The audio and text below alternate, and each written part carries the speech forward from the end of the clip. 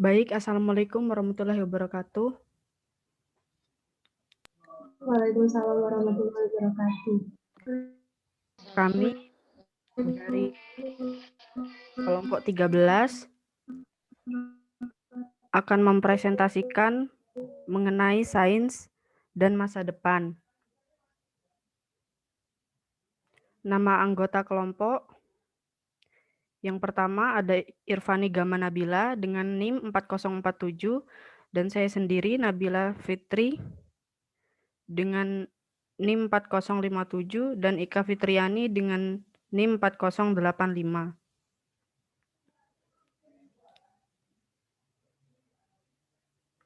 Poin pembahasan pada materi presentasi kali ini yang pertama pengertian sains dan masa depan, yang kedua titik berat sains masa depan, yang ketiga dampak positif dan negatif perkembangan sains di masa depan, dan yang keempat pengaplikasian sains di masa depan. Yang pertama pengertian sains dan masa depan akan dipresentasikan oleh teman saya.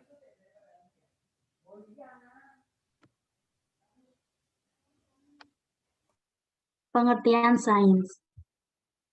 Menurut Hungerford, Fogg, dan Ramsey pada tahun 1990, sains memiliki 3 definisi, yaitu yang pertama, proses memperoleh informasi melalui metode empiris atau empirical method.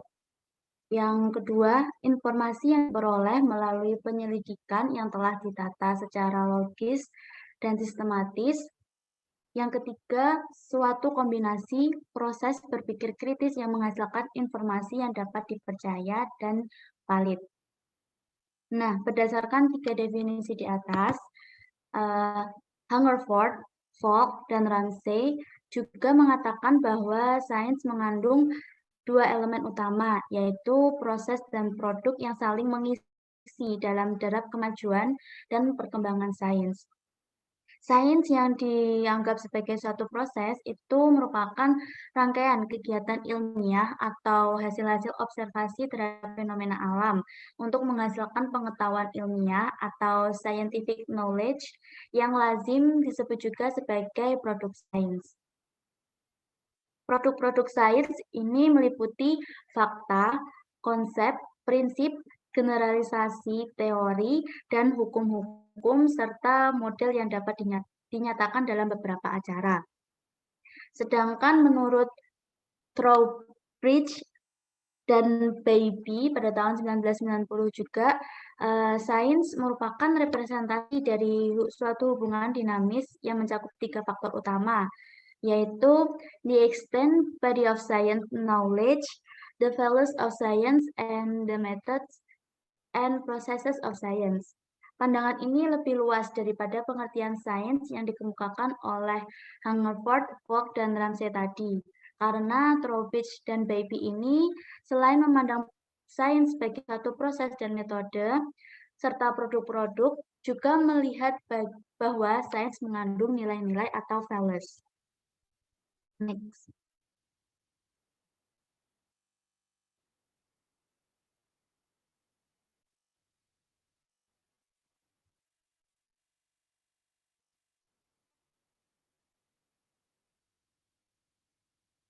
Sains di masa depan. Di masa depan, sains ini akan terus mengalami perkembangan. Tak hanya terbatas pada teori, tapi lebih pada pengaplikasian yang lebih kompleks dan dalam cakupan dunia yang lebih luas juga. Teknologi yang diciptakan oleh sains di masa depan akan memberikan upaya pemecahan masalah terhadap berbagai hal yang menjadi dilema di dunia ini, maupun di masa kini maupun di masa mendatang. Seperti halnya kelangkaan energi ataupun masalah sampah. Next.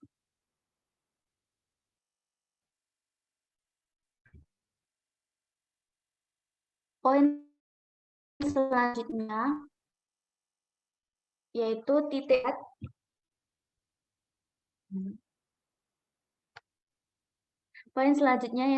berat sains pada masa depan dibagi menjadi 3, yaitu sains murni, sains aplikatif, dan terapan, Kemudian ada sains mikro dan sains makro. Dan yang ketiga, teknologi komunikasi. Yang pertama, sains murni, sains aplikatif, dan sains terapan. Menurut Biertet, dalam bukunya yang berjudul The Social Order, ilmu murni atau pure science adalah ilmu yang bertujuan untuk mengembangkan dan membentuk pengetahuan secara abstrak sehingga meningkatkan kualitas ilmu itu sendiri. Seperti tentang ditemukannya teori gravitasi oleh Isaac Newton. Gaya gravitasi adalah suatu gaya yang mempengaruhi gerakan planet-planet dan benda-benda angkasa lainnya. Dan juga gaya gravitasi ini menyebabkan mengapa semua benda jatuh menuju permukaan bumi. Dengan ditemukannya teori gravitasi ini, maka terdapat pengembangan dari ilmu murni dan meningkatkan kualitas dari ilmu murni itu sendiri. Selanjutnya, ilmu sains atau applied science adalah ilmu yang ditunjukkan untuk membantu masyarakat dengan menggunakan dan menerapkan dalam kehidupan sehari-hari. Ilmu sains terapan juga merupakan usaha-usaha yang menerapkan dalam kegiatan proses kehidupan sebagai alat yang memudahkan kehidupan. Contohnya adalah ilmu tentang pertanian, yang merupakan pengaplikasian dari ilmu biologi. Untuk materi selanjutnya akan diterangkan oleh rekan saya.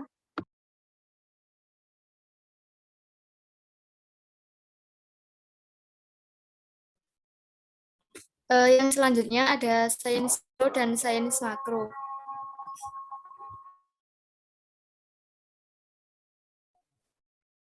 Ada dua hal penting yang perlu kita perhatikan untuk masa depan, yaitu mengenai perkembangan sains mikro dan sains makro. Perkembangan tersebut akan berkembang pesat untuk masa depan.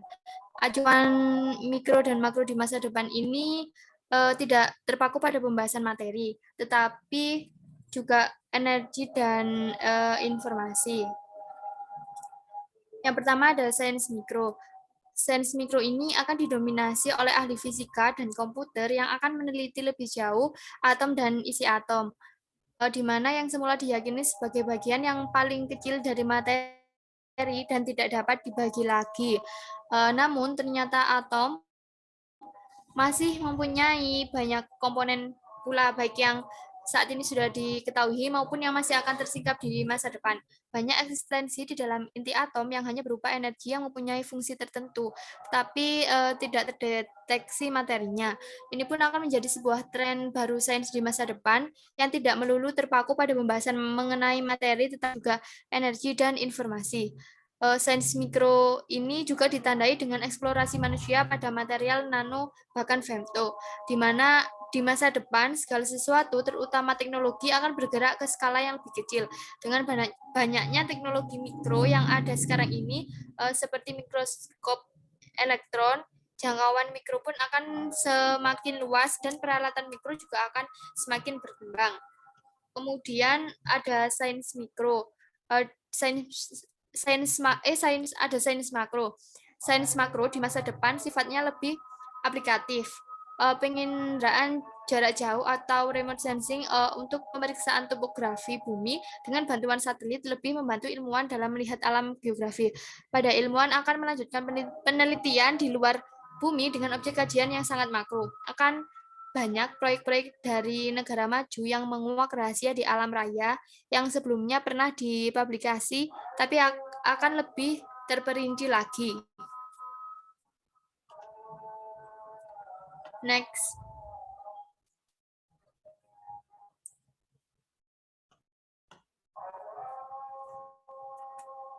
Kemudian ada teknologi komunikasi dan komputer. Adanya komputer teknologi komunikasi akan membawa keuntungan bagi perkembangan sains karena alat-alat komunikasi canggih bukan lagi milik kantor dan perusahaan besar, tetapi sudah sampai pada perlengkapan pribadi dan hampir dimiliki oleh setiap orang. Komunikasi ini merupakan hal esensial dalam kehidupan kita sehari-hari. Hampir seluruh hal yang kita lakukan merupakan bentuk komunikasi.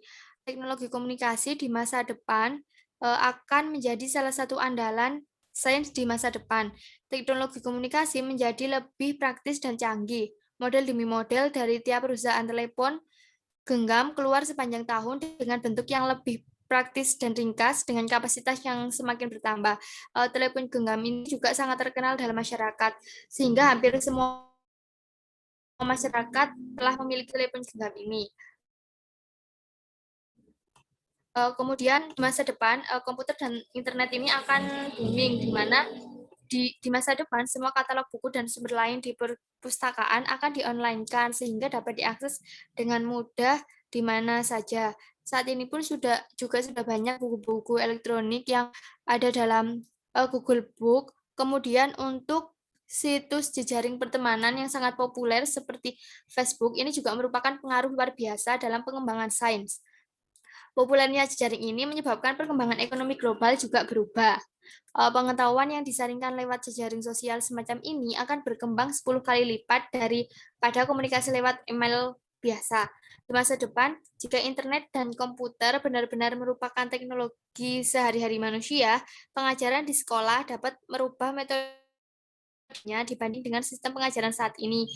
Saat ini saja sudah banyak pembelajaran yang menggunakan komputer sebagai media pembelajaran.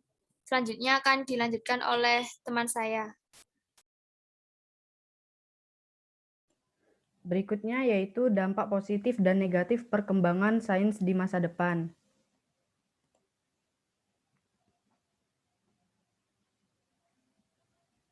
Dampak positif perkembangan sains di masa depan yang pertama yaitu menciptakan beragam teknologi canggih yang dapat menjadikan dunia semakin maju. Contohnya seperti munculnya media massa, khususnya media elektronik sebagai sumber ilmu dan pusat pendidikan. Yang kedua, meningkatkan kemampuan produktivitas dunia industri baik dari aspek teknologi industri maupun pada aspek jenis produksi. Investasi dan reinvestasi yang berlangsung secara besar-besaran yang akan semakin meningkatkan produktivitas dunia ekonomi. Yang ketiga, memberikan berbagai kemudahan, seperti kemudahan dalam menikmati hasil dari perkembangan sains itu sendiri. Contohnya di Indonesia sudah dibangun Taman Sains dan Teknologi Bandung Teknopark yang berfungsi sebagai pusat pengembangan sains dan teknologi, pusat penumbuhan wirausaha baru di bidang teknologi, serta pusat layanan teknologi maju ke masyarakat, maupun cara-cara mendapatkan kenyamanan lainnya. Yang berikutnya, perkembangan sains juga memiliki peran dalam pembangunan jalan-jalan layang di darat, contohnya seperti jembatan gantung dan sebagainya, yang dapat mengatasi kesulitan transportasi, memperlancar hubungan antar daerah.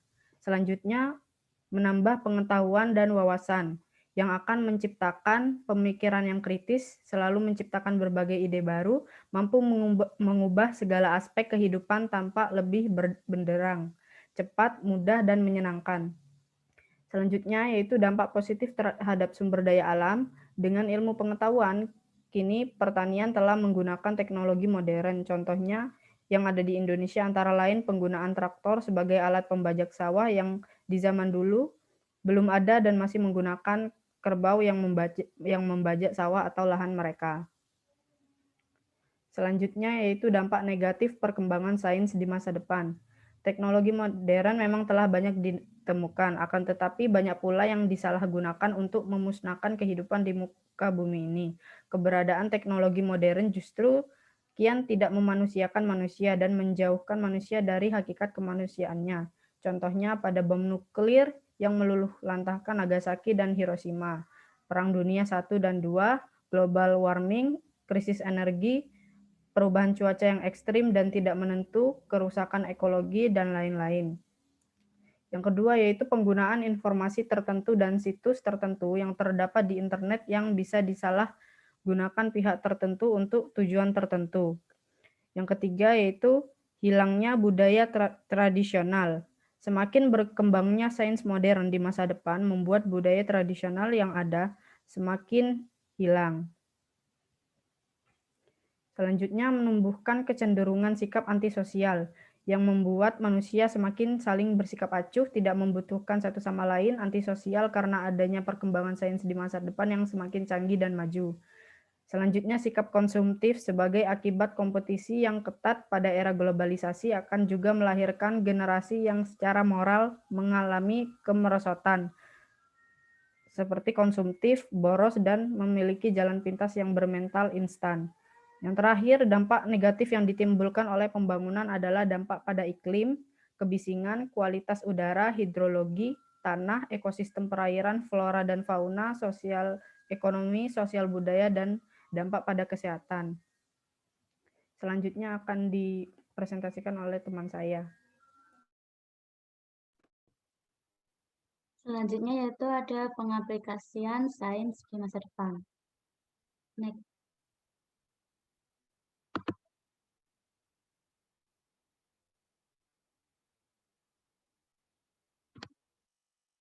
Teknologi yang dikembangkan dari sains ini benar-benar efektif karena sesuai dengan cara kerja alam. Semenjak sains dan teknologi mulai saling terkait dan saling menguatkan, peradaban manusia pun mulai berkembang dengan pesat. Kecanggihan peradaban modern sekarang ini merupakan produk langsung dari perkembangan sains dan teknologi. Berikut merupakan contoh-contoh dari pengaplikasian sains di masa depan. Yang pertama, memunculkan alat-alat canggih seperti sepeda motor, mobil, pesawat terbang, dan lain sebagainya. Manusia dapat membangun gedung-gedung pencakar langit dengan menggunakan berbagai macam alat berat berteknologi tinggi, seperti eskavator, kren, dan lain sebagainya. Bangunan tersebut mungkin untuk dibuat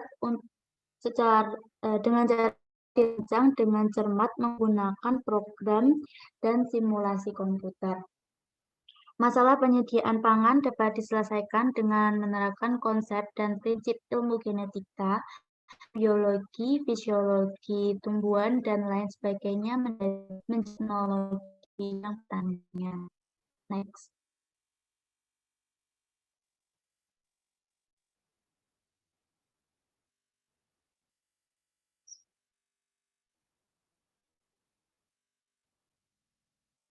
Selanjutnya, masalah kesehatan juga dapat diselesaikan seiring berkembang pesatnya ilmu kimia, biologi molekuler, dan fisika yang kemudian diterapkan dalam ilmu kedokteran dan farmasi. Permasalahan energi dapat diselesaikan dengan menerapkan prinsip termodinamika, elektromagnetik, atau teknik kimia untuk membuat alat-alat pembangkit listrik, baik yang bersumber pada bahan bakar fosil ataupun yang lainnya. Masalah lingkungan yang ditimbulkan oleh perkembangan teknologi itu juga dapat dipecahkan dengan bantuan berbagai disiplin ilmu sains, dan berbagai bidang teknik untuk menghasilkan teknologi yang relevan. Next.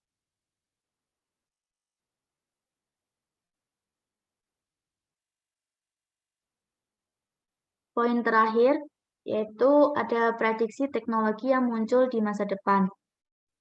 Nah, prediksi-prediksi yang mungkin akan muncul di masa depan karena ada kemajuan teknologi ini, ada holographic life atau kehidupan yang secara hologram, kemudian nanoteknologi yang membantu manusia untuk memanipulasi partikel-partikel kecil yang hanya seukuran setara dengan atom. Selanjutnya ada space elevator atau elevator ruang angkasa dengan kabin berkapasitas 30 orang yang akan membawa manusia dari bumi menuju stasiun luar angkasa dalam waktu 8 hari. Kemudian ada mind reading atau komputer yang mampu berinteraksi dengan manusia melalui pikiran. Kemudian ada Scramit atau pesawat penumpang dengan kecepatan 10 kali kecepatan cahaya. Next.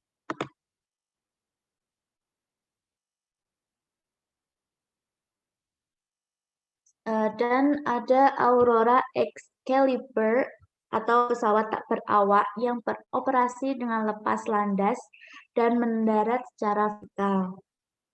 Kemudian ada android atau humanoid robot atau robot yang menyerupai manusia yang berperilaku seperti manusia.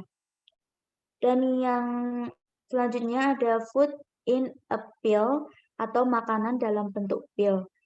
Dan yang terakhir ada flying car atau mobil yang dapat terbang. Next.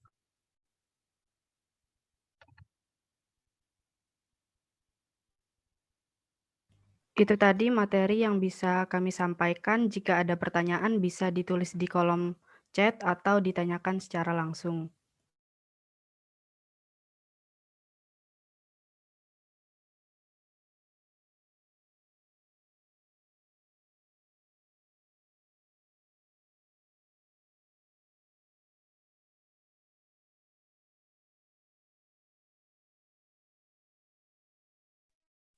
Izin bertanya.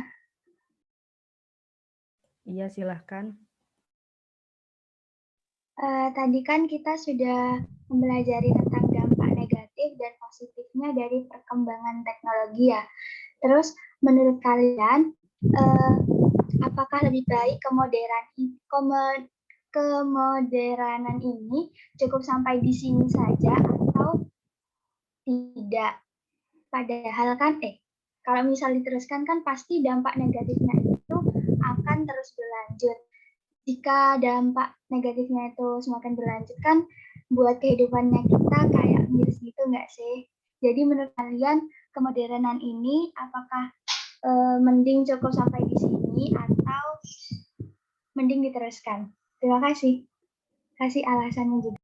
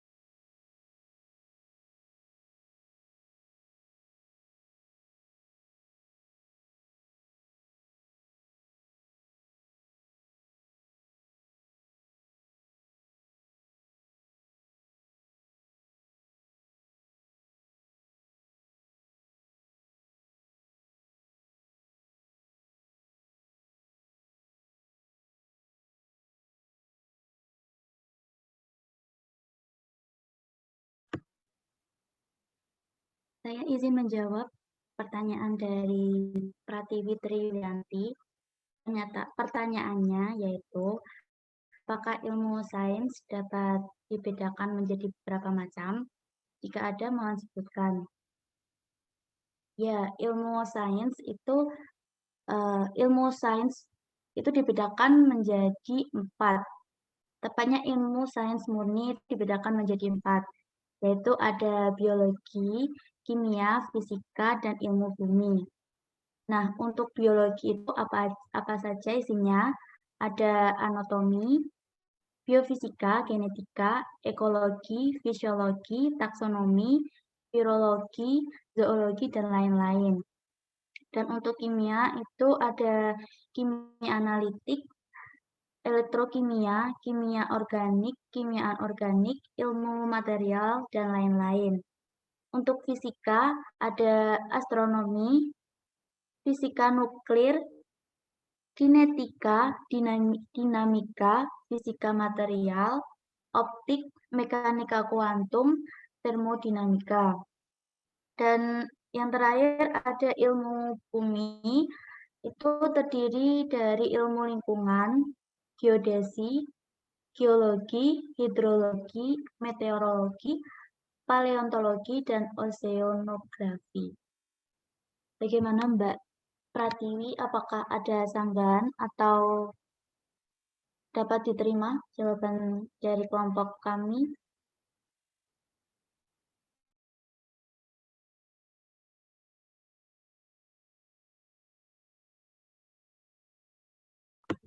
Iya,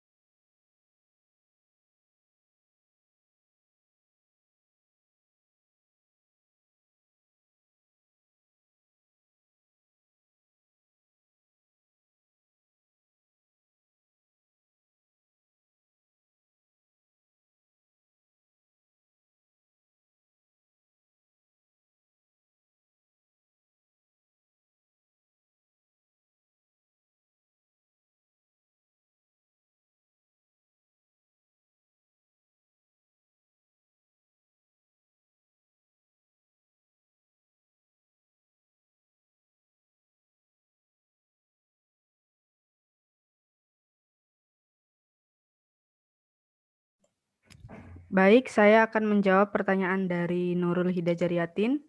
Tadi sudah dijelaskan mengenai pengertian sains dan masa depan. Lalu apa saja ciri-ciri dari sains modern? Jelaskan. Yang pertama dapat dilihat dari objek kajian sains modern, yaitu berupa benda-benda yang konkret.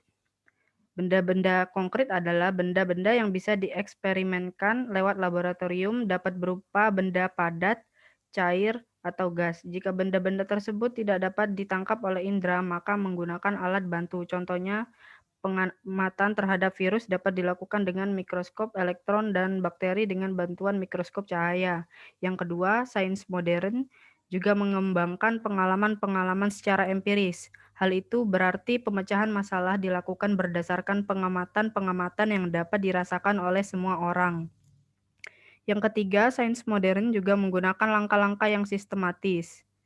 Yang keempat, hasil atau produk sains modern itu bersifat objektif, yang artinya temuan tersebut tidak dapat dipengaruhi oleh subjektivitas pelaku eksperimen atas hasil pemesanan dari pihak lain yang sifatnya memihak. Jadi sains modern itu hanya memihak kepada kebenaran yang bersifat ilmiah. Yang kelima, sains modern menggunakan cara berpikir yang logis. Cara berpikir logis dapat menggunakan logika yang mengikuti kontinuitas dalam berpikir secara sistematis. Yang keenam, hukum-hukum yang dihasilkan dari sains modern atau sains masa depan dapat bersifat universal. Artinya dilakukan di mana saja oleh siapa saja serta kapan saja, pada dasarnya akan mendapatkan hasil yang sama juga. Apakah jawaban saya sudah bisa diterima, Mbak Nurul? Iya, sudah. Terima kasih. Baik, selanjutnya saya akan menjawab pertanyaan dari Mbak Amelia. Jelaskan apa saja peranan sains serta teknologi bagi manusia.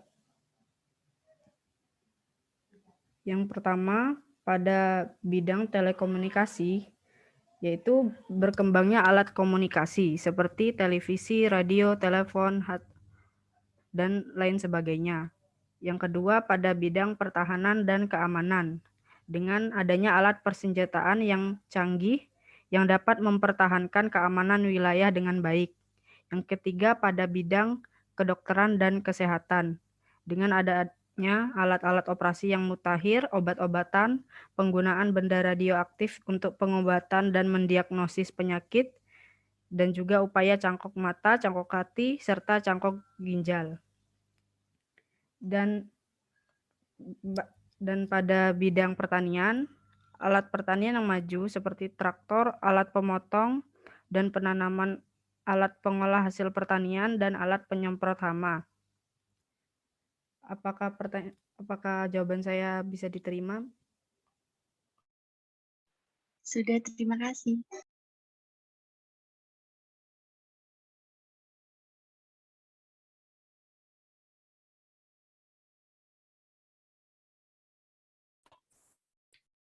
Baik, selanjutnya saya akan menjawab pertanyaan dari Mbak Vivi Liliana Sari dan Mbak Oktavia Jayati, di mana pertanyaan keduanya kan hampir sama ya, yaitu apakah robot mampu menggantikan pekerjaan manusia atau peran manusia. Pada dasarnya memang tidak dapat dihindari bahwa pemanfaatan teknologi dan robot di masa depan ini akan menghilangkan sejumlah pekerjaan yang sebelumnya dilakukan oleh manusia. Namun, sejumlah ahli itu menyebutkan bahwa meskipun teknologi semakin baik berkat dukungan kecerdasan buatan manusia ini, teknologi tidak akan sepenuhnya menggantikan peran manusia di berbagai bidang, karena manusia ini tetap diperlukan untuk melatih dan mengawasi teknologi dan robot dalam melakukan tugasnya. Selain itu robot kan merupakan buah karya manusia yang sebagai alat dapat bekerja jika manusia memberikan instruksi yang benar. Hal ini juga mendorong manusia dan teknologi untuk dapat saling bekerja sama dengan porsi manusia sebagai pengendali dan teknologi menyediakan hal yang diprogramkan oleh manusia. Selain itu, robot pada masa depan juga masih disebut belum bisa menggantikan peran manusia yang terkait dengan kebutuhan tenaga medis serta tenaga pengajar atau guru. Jadi dapat disimpulkan bahwa robot ini masih belum bisa menggantikan peran manusia pada masa depan. Begitu, Mbak. Bagaimana Mbak Vivi sama Mbak Okta? Baik, terima kasih. Ya, baik, sama-sama.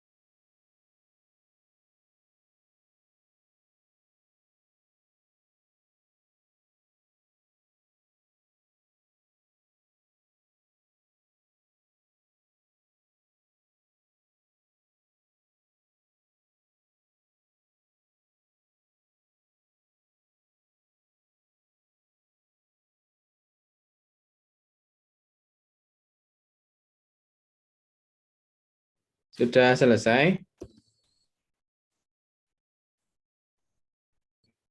Masih ada beberapa pertanyaan lagi, Pak. Oh ya, silakan.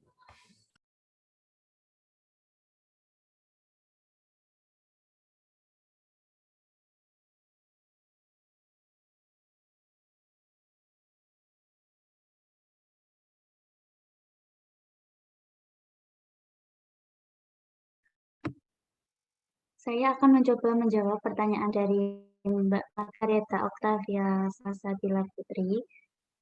Pertanyaannya yaitu, kan tadi dijelaskan ada robot yang mirip manusia di masa depan. Apakah robot itu akan mempunyai perasaan yang sama seperti manusia, seperti halnya ada di drakor? Nah, seperti yang kita ketahui bahwa hanya manusia yang memiliki hati dan perasaan. Tetapi ternyata tidak hanya manusia saja. Robot robot juga bisa memiliki hati dan perasaan, seperti halnya pada robot ciptaan perusahaan Jepang yang perusahaannya itu bernama SoftBank. Perusahaan itu berhasil merilis robot terbaru dengan hati dan perasaan. Robot berbasis tripod yang bisa membaca emosi manusia ini diberi nama Pepper. Nah, robot ini tampaknya bertindak lebih manusiawi karena robot ini telah dirancang menggunakan mesin emosi dan sistem kecerdasan buatan berbasis cloud AI. Mesin dan sistem yang diaplikasikan pada robot akan mampu membaca emosi manusia dengan menilai gerakan tubuh, ekspresi wajah, dan nada suara. Mesin wajah dan suara pengakuan emosional ini kemungkinan akan membantu Pepper membaca situasi. Misalnya, ketika pengguna tersenyum, maka Pepper akan mengenali senyum lalu merespon emosional, kemudian melaporkan kembali ke pengguna bahwa pengguna itu tersenyum. Selain itu, Pepper juga komunikasi layaknya berbicara dengan teman ataupun keluarga. Pepper juga mampu melakukan berbagai macam tugas dan fungsi. Seperti itu jawaban dari kelompok kami, Mbak Margareta. Apakah ada sanggahan atau dapat diterima? Terima kasih. Ya, sama.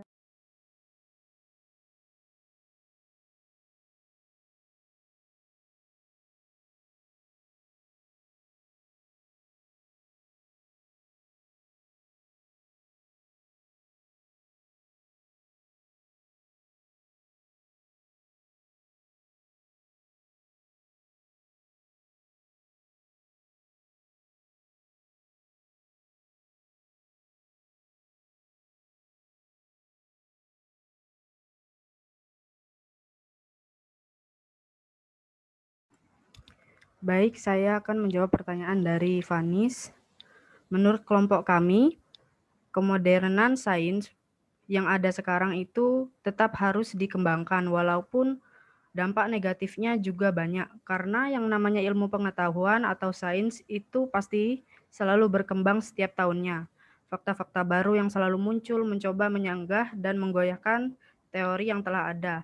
Hal ini sudah biasa terjadi dalam sains karena para ilmuwan saling mengkritik yang bertujuan untuk mengokohkan teori atau gagasan yang ia temukan. Setiap ilmuwan juga memiliki cara pandang yang berbeda-beda dalam sains. Inilah yang membuat sains modern semakin berwarna dan tidak bertumpu hanya pada satu teori saja, dan memang harus berkembang. Apakah jawaban saya bisa diterima, Mbak Vanis? Baik, terima kasih.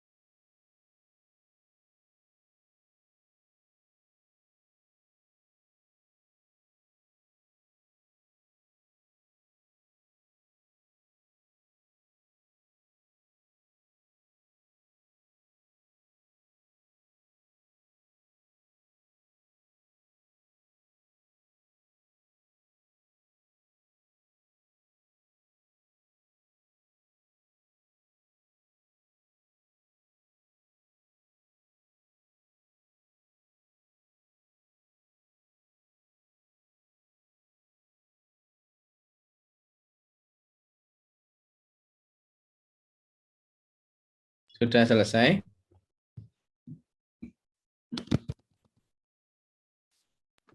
Belum, Bapak, masih ada satu jawab.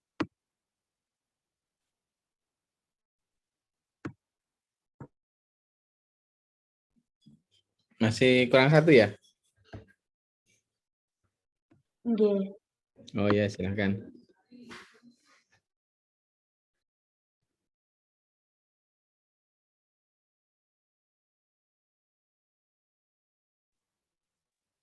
Saya akan mencoba menjawab pertanyaan dari Mbak Alvina Salsabila. Apabila prediksi teknologi yang akan muncul tersebut memang terjadi, apakah tidak akan merugikan SDM yang ada? Bukankah lama-kelamaan dunia akan digerakkan oleh robot? Nah, menurut kelompok kami, prediksi teknologi itu jika terjadi memang akan merugikan SDM. Namun, menurut kelompok kami itu masih masih prediksi gitu, masih prediksi semata. Bisa jadi prediksi itu kemungkinan di masa depan akan terjadi atau mungkin dapat tidak akan terjadi. Nah, untuk lama-kelamaan dunia akan digerakkan oleh robot itu menurut kelompok kami itu tidak, karena teknologi otomasi itu tetap membutuhkan bantuan dari manusia. Seperti halnya programmer dan operatornya itu masih menggunakan tenaga manusia. Artinya tetap ada pekerjaan yang tidak dapat digantikan oleh robot ataupun mesin dan teknologi, tetapi juga ada pekerjaan yang tanpa teknologi tidak bisa jalan. Seperti itu, Mbak Alvina. Apakah ada tambahan atau dapat diterima? Ya, sudah cukup. Terima kasih. Iya, sama-sama. Baik, pertanyaannya semua sudah terjawab. Sekian dari kelompok kami. Apabila ada kesalahan, mohon dimaafkan. Wassalamualaikum warahmatullahi wabarakatuh. Waalaikumsalam.